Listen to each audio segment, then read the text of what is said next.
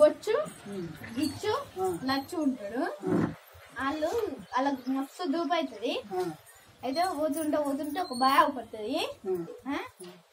అయితే బొచ్చుగాడు అక్కడ పోతాడు.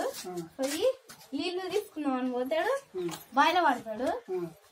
లచ్చుగాడు కూడా ఇటు పడ్డాడని కాపాడదామని పోయి అలా పోయి ఇటు కూడా పడతాడు. ఇంకోళ్ళు మిగులుతారు. చెప్పు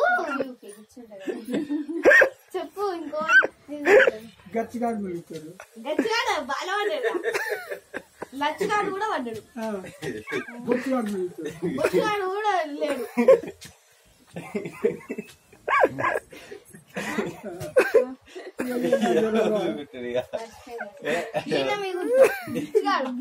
నేనేమన్నా గిచ్చిగాడు మిగులుతాడు.